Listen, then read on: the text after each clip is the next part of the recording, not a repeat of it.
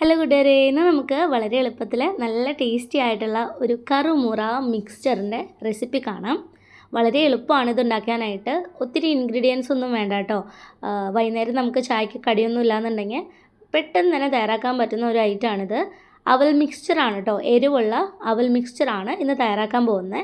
അപ്പോൾ അതിനായിട്ട് നമുക്ക് ആദ്യം തന്നെ ഒരു ചീനച്ചട്ടിയിൽ ഓയിൽ എടുക്കുക. ഓയിൽ നല്ലതുപോലെ ചൂടായതിന് ശേഷം ഒരു സ്റ്റീലിൻ്റെ അരിപ്പ പാത്രം ഉണ്ടല്ലോ, അത് അതിലേക്ക് ഇറക്കി വെക്കുക. അരിപ്പ പാത്രത്തിൻ്റെ ഉള്ളിലേക്ക് എണ്ണ നിൽക്കുന്ന വിധത്തിൽ വേണം നമ്മളത് വെക്കാനായിട്ട്.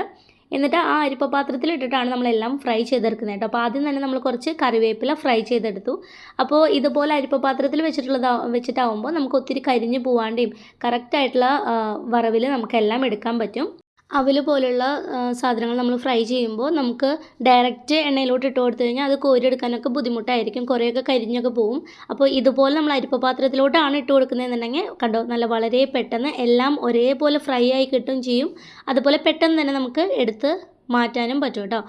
അങ്ങനെ അവലിതാ ഫ്രൈ ചെയ്തെടുത്തിട്ടുണ്ട്. വെള്ള അവൽ തന്നെ എടുക്കണമെന്നൊന്നുമില്ല. നിങ്ങളുടെ കയ്യിൽ ചുവന്ന അവലാണ് ഉള്ളതെങ്കിൽ അതായാലും എടുക്കാം. നല്ല പോലെ നമുക്കത് ഇങ്ങനെ പൊങ്ങി വരും കേട്ടോ. അത് നല്ല ചൂടായിട്ടുള്ള എണ്ണയിലോട്ട് ഇട്ട് കൊടുക്കുമ്പോൾ പെട്ടെന്ന് തന്നെ അത് ക്രിസ്പി ആയിട്ട് കിട്ടും. നല്ല ഭംഗിയായിട്ട് ഇങ്ങനെ പൊങ്ങി വരും. അപ്പോൾ ഇതുപോലെ നമുക്ക് എന്തോരം മിക്സ്ചർ വേണമെന്നുണ്ടെങ്കിൽ അതിനനുസരിച്ചിട്ട് അവൽ വറുത്തെടുക്കാം. ആ ഒരു ക്വാണ്ടിറ്റിയിൽ അവൽ വറുത്തെടുക്കാം കേട്ടോ. അപ്പോൾ ഞാൻ അവലെല്ലാം വറുത്തെടുത്ത് ഒരു പാത്രത്തിലോട്ട് ഇട്ട് കൊടുക്കുകയാണ്. അടുത്തതായിട്ട് നമുക്ക് വീണ്ടും നമ്മൾ ആ ഒരു സ്റ്റീലിൻ്റെ അരിപ്പപാത്രം ആ എണ്ണയിലോട്ട് വെച്ച് കൊടുത്തിട്ട് കാഷ്നട്ടോ നിങ്ങൾക്ക് ഏത് നട്ട്സാണോ വേണ്ടത് എന്നുണ്ടെങ്കിൽ ഈ ഒരു മിക്സ്ചറിൽ ഇടേണ്ടതെന്നുണ്ടെങ്കിൽ അതെല്ലാം ഫ്രൈ ചെയ്തെടുക്കാം. ഞാനിപ്പോൾ കുറച്ച് കാഷ്നട്ട് ഫ്രൈ ചെയ്തെടുക്കുന്നുണ്ട്. അപ്പോൾ കാഷ്നട്ടിൻ്റെ കാര്യമായാലും ഇതുപോലെ നമുക്ക് എല്ലാം ഒരേപോലെ പെട്ടെന്ന് തന്നെ ഫ്രൈ ആക്കി എടുക്കാൻ പറ്റും ഈ ഒരു സ്റ്റീൽ അരിപ്പപാത്രത്തിൽ ഇട്ടിട്ട് ഫ്രൈ ചെയ്തെടുക്കുമ്പോൾ. അതിനുശേഷം ഞാൻ കുറച്ച് കപ്പലണ്ടി ഫ്രൈ ചെയ്തെടുക്കുന്നുണ്ട്. അപ്പോൾ ഈ ഒരു മിക്സ്ചറിൽ കപ്പലണ്ടി കാഷ്നട്ട് ഇട്ടില്ലെങ്കിലും കുഴപ്പമൊന്നുമില്ല, പക്ഷേ കപ്പലണ്ടി ഇട്ടിട്ട് കഴിക്കുമ്പോഴാണ് കൂടുതൽ ടേസ്റ്റി ആയിട്ട് എനിക്ക് തോന്നിയിട്ടുള്ളത് കേട്ടോ. അപ്പോൾ തൊലിയോട് കൂടിയിട്ടുള്ള കപ്പലണ്ടിയാണ് വാങ്ങിയിട്ടുണ്ടായിരുന്നത്, പച്ചക്കപ്പലണ്ടി. അപ്പോൾ അത് ഞാൻ ഇതിലിട്ടിട്ട് നന്നായിട്ടൊന്ന് ഫ്രൈ ചെയ്തെടുക്കുകയാണ്. അപ്പോൾ അതിങ്ങനെ മുരിഞ്ഞ് വരുമ്പോൾ ഇങ്ങനെ ചെറിയ പൊട്ടൽ ശബ്ദമൊക്കെ നമുക്ക് കേൾക്കാം. അങ്ങനെ കപ്പലണ്ടിയും നമ്മൾ ഫ്രൈ ചെയ്തെടുത്തു. ഇനി ഇത്രയേ ഉള്ളൂ. നമ്മൾ ആദ്യം വറുത്ത് വെച്ചിട്ടുള്ള അവലുണ്ടല്ലോ, കണ്ടോ നല്ല ക്രിസ്പിയാണ്. ഞാൻ കയ്യിൽ വെച്ച് പൊടിച്ച് കാണിച്ചു തരാം. കണ്ടോ, നല്ല പൊടിഞ്ഞ് വരുന്ന രീതിയിൽ അത്രയും ക്രിസ്പിയാണ് കേട്ടോ ഇത്. ഇനി നമുക്ക് അവലിലേക്ക് നമ്മൾ വറുത്ത് വെച്ചിട്ടുള്ള കാഷ്നട്ടും പീനട്ടും അതുപോലെ വേപ്പില വറുത്തതും ഒക്കെ ചേർത്ത് കൊടുക്കാം.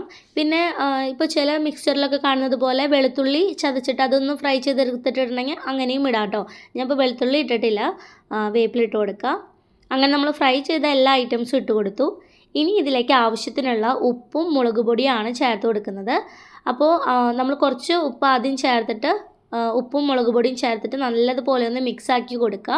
എന്നിട്ട് ടേസ്റ്റ് നോക്കി ഉപ്പോ എരിവോ കുറവുണ്ടെന്നുണ്ടെങ്കിൽ പിന്നീടായാലും നമുക്ക് ചേർത്ത് കൊടുക്കാവുന്നതാണ്. അങ്ങനെ നമ്മൾ ഉപ്പും മുളക് പൊടിയും ചേർത്ത് കൊടുത്തു.